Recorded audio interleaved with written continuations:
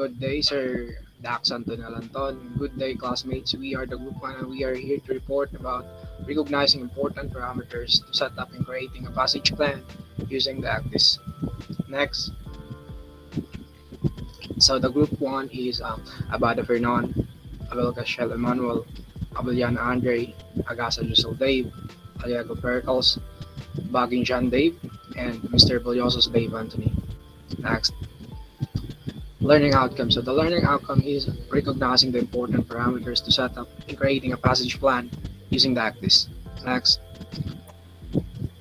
learning objective. So the learning objective is prepare a pre-passage plan, validate, set up of traffic limits, and integrate with other equipment. So next, to be checked prior to using ACTIS will be reported by Mr. Fernan Abada. Thank you, Cadet Agasta. So, our first topic today is appraisal and passage planning. These are the following checks to get out by the navigating officer while carrying out passage planning on exit. Not all ski areas are covered by ENC chart. The electronic chart coverage for the voyage must be adequate and all relevant charts must be fully corrected. For areas covered by ENC, it is mandatory that they be used instead of RNC.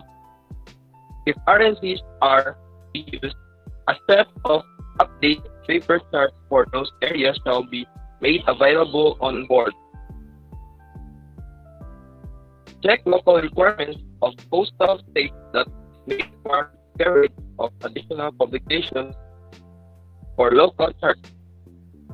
Check that electronic charts have been updated to the most recent version and chart permit licenses have been got. The vessels controlling operational parameters, maximum draft, air draft, turning data, minimum under keel, clearance required, look ahead. So that is that the GPS position system should be set to WGS for the 2. Next, please. So these are the alarm functions of the EXIS should be fully operational. They will alert the operator of any danger exposed in good times during the voyage. To carry out route checks to ensure that the vessel will not encounter navigational hazards on the planned route. A visual check of all ENCs being used for the voyages at the best scale must be carried out. Next slide, please. When planning new waypoints and courses, always use the largest scale possible so all features of the chart can be readily identified. Number 2, ensure that the plan takes into account sufficient cross-track error (XTE), accommodate any deviation for collision avoidance or occurrence. 3, ensure that tidal information is up to date and correct. 4, the stock should be considered for depth while checking the available UTC in the passage. And the last is the date-dependent features which may arrive on ENC as a feature. Date must be considered. The next slide, please. So, execution and monitoring. So, this slide will be reported by Cadet Abelgas. Thank you, Cadet Abada. So the following check should be carried out by the navigational officer while carrying out passage planning on ECDIS. So for change of watch, changing over the watch while underway checklist to be complied with for carrying out checks on ECDIS. Next will be check that the display has been set up properly prior to sail. Otherwise, import information may not be displayed. These are generally 3 default settings of the layers of an ENC: base, standard, and other. The ENC should normally be in full access mode. in case the text information clutters the other chart information. The text layer may be disabled. Next, please. So, day and night settings. The display should be set up to meet the appropriate condition on the bridge. There are three main viewing modes available: daytime, dusk, and nighttime. Caution: when using night dusk settings, background's color get altered and shows. Other dangers may not be readily apparent until good orientation is achieved. It is advisable to switch to day settings occasionally, and always use ENC on the best scale possible to avoid crucial information being auto-filtered and subsequently not being displayed. When executing a route, progress against the original plan must be constantly monitored. Next, please. And making and highlighting of electronic chart should be carried out in a similar way to paper chart.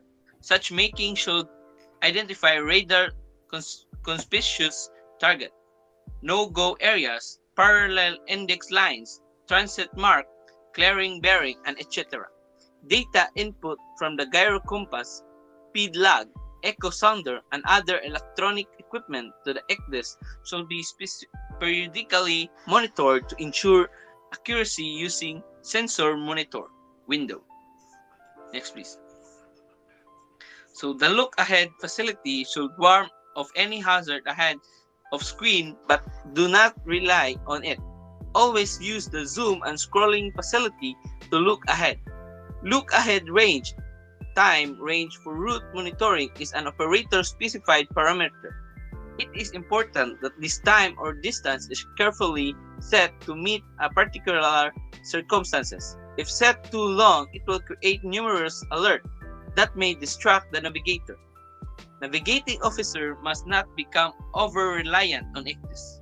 Frequent checks should be made of the ECDIS position fixing system, normally GPS, by the use of other means to cross-check and determine vessel position. The continue will be discussed with Andrea Abellana. Thank you, Decadent Abelgas. Now for the continuation of the report.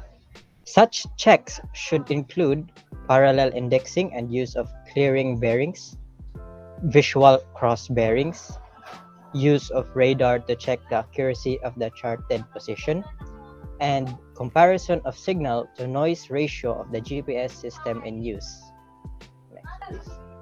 Now, the use of ECDIS for route planning. ECDIS provides many benefits for route planning. First is a quick and easy way to select saved routes and prepare new ones. Another is routes can be easily modified with the use of the planning graphic tool.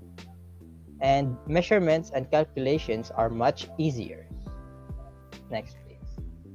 However, even with these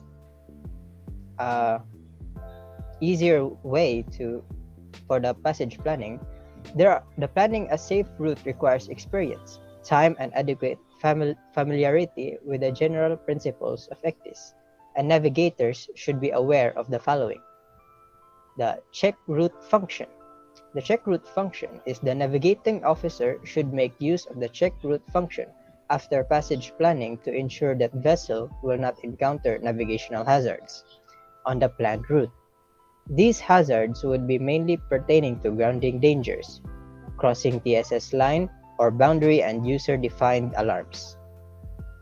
The visual checks at compilation scale prior approving the plan must be carried out.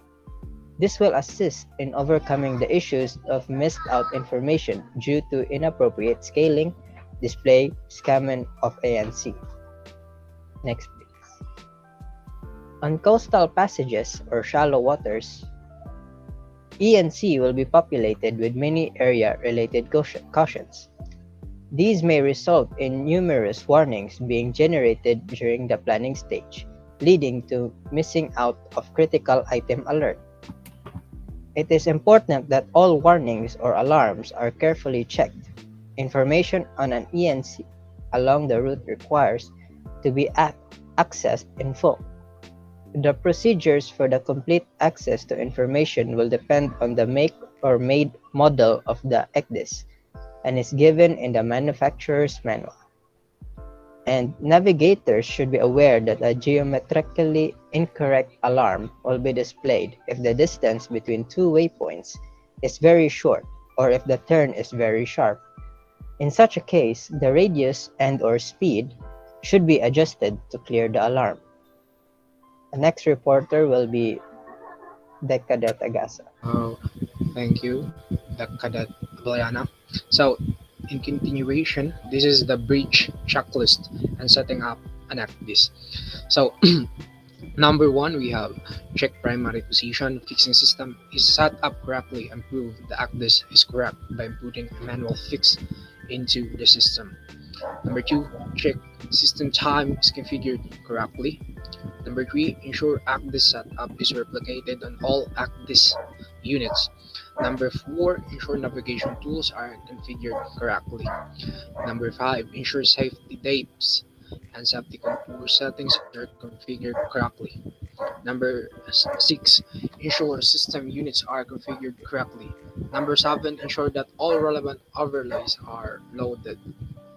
Number eight, ensure that area alerts are configured correctly if system in use allows alarm configuration. Number nine, ensure that docking mode is configured correctly. Number 10, ensure that navigation alarms are configured correctly, including safety frame, anti-grounding cone. Number 11, ensure that route alarms are configured correctly. Number 12, ensure that targets are configured correctly. Number 13, ensure that preferred radar is selected. Number 14, ensure that vessel data is set up correctly. Number 15, ensure the audible alarm is working correctly. Number 16, ensure the chart motion, chart orientation, screen layout, color palette, and additional ANSI settings are configured correctly. Number 17, ensures the correct display setting is available for execution of navigation in accordance with ACDIS check of cards for blockage and confined waters and coastal navigation and the open ocean. Number 18, ensure the correct route is loaded for route monitoring. Number 19, ensure the correct waypoint and route monitoring information is being displayed. Next. So this slide will be reported by Mr. Pericles Alvega. Thank you, Decadat Agasa. So, for the continuation of the report, so these are the important parameters to set up. First is the security settings. Second is safety loop setting. The third is safe depth setting. Fourth one is the hazard detection setting. And the last one is the alarm setting. Next slide, please. So, the safety setting. So, safety settings set the safety parameters in accordance with the static and dynamic characteristics of the vessel. So, these are ECDIS settings changes that come from traditional paper cards. So, for a small vessel with less draft, this is not a shallow water. For a large container ship with deep traction, maybe. So, the colors on the paper map may not display the shallow water for all ships, but in ECDIS, they can be installed by the user in accordance with their project and other parameters. So, there are four security settings, namely the safety loop settings, the shallow water settings, the depth setting, and the setting the contour of safe depths. Next slide, please. So fine tuning. So a path is a line separating a region of minimal depth. So for example, a 10-meter circuit will be a line dividing the water below and above the 10-meter depth, and the contours are the 5, 10, 15, 20, and 30, and so on. So it is necessary to use the value of the contour, shallow water, to tell ECDIS what the shallow water value is for our vessel. So this is the depth value below which the ship is stranded. So the shallow water contour value should be equal to the greater than the draft. So next slide will be reported by Decadet Bogin. Thank you, Decadent Pericles Aliego. So moving on, let's say that the draft of the vessel is 9 meters, and we enter the value of the shallow water contour of 9 meters. ACDIS will display a 10-meter contour line as a shallow water contour. If a 10-meter circuit is not available, the next circuit will be accepted as a shallow water circuit for the vessel. So this contour allows the navigator to know that between the depth of 0 meter and the shallow water contour, the region is not navigable at all. Next slide. Next slide is the safety loop setting. So a safety circuit is a contour line over which we can navigate without worrying about the depth of the water. What depth of water is needed to sail a vessel without any problems? Of course, this is depth that is in line with the UKC policy. So let's look at this again with an example. So the draft here is 9 meters and the maximum squat is 1.1 meters at maximum speed. So the company requires the ship to have UKC the 10% of its draft. Moving on. So using the UKC calculation method, we can conclude that this vessel will need 11 meters of depth for navigation. So this is the simplest case. In fact, you need to follow your company's UKC payroll sheets in order to achieve the depth necessary to comply with UKC policies. This may depend on various factors, such as the state of the sea, increased traction due to rolling, density of seawater, and high tide. But the idea is to know the minimum water depth at which you will comply with the UKC company policy. So this water depth becomes the setting of the safety loop. Thus, if we enter 11 meters as the setting for the safety loop, it will show the 15-meter loop as the safety loop. So some companies may provide simpler security setup instructions in the navigation and guide. Okay, so lailahe. So one form of this instruction may be based on ship draft. When a safety loop value is entered in ACDIS, it gives the depth of the safety loop line that exceeds the UKC requirements. Next slide, please. So the safety depth setting. The safe depth is the depth of the water through which you can safely navigate. In ACDIS, we need to enter this minimum depth. This is the same as what we calculated as a simple example in setting up a safety loop, and must also follow the UKC design form of the company, which can take into account a number of factors to calculate the required safety depth. But the question is, why do we need safe depth settings when we can move in waters above the safety loops? So this is due to two simple reasons.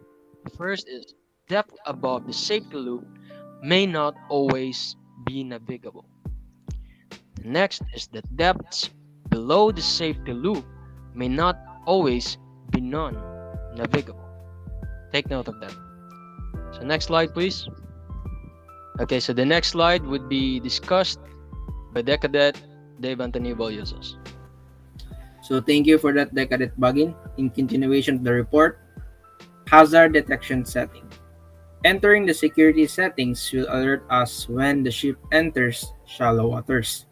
But when he gives the alarm, by then it might be too late. Hazard detection setting can help prevent it. We only need to identify the area in which we need ACDIS to warn us. We can define an area in two ways: vector area and sector area. The vector region defines the region by length and width. The area of the sector determines the area of the radius and width or angle, as given by the picture as an example. So let's define this area on JRC ACDIS. In in JRC ECDIS, go to the menu settings, then select alarm settings. So the picture provides a step-by-step process in how the alarm settings panel opens. So next, in the vector and sector section, you can set the area where you want ECDIS to look to the future. Once these areas are defined, you can enable them by going to ownership or tracking and selecting settings. Then you can select vector area or sector area. You can even go to the alarm settings page by clicking set alarm limit in the hazard detection section. So the picture says the steps on how to do it. When you decide to display the vector area, it will look like this. And the ECDIS will work in case of an alarm if it detects any danger of this area. So the highlight in the picture is the vector area. Alarm settings. But all the security settings in question are useless unless the alarm volume is turned on. If the buzzer volume is muted, ECDIS will not be able to warn the navigator. However, there are times when we need to turn off the buzzer. For example, in an area with a high traffic density, when we constantly monitor the movement, in this case, frequent alarms will be less important. Navigators should use their professional competence to decide when they need to turn on the buzzer. On the JRC ECDIS, to turn on the sound volume, go to the main settings and then select volume buzzer volume. A panel will open from which you can increase or decrease the volume of various types of alerts. So this panel, which the picture is showing, will appear. So that's all for our report of Group 1. Thank you for your attention.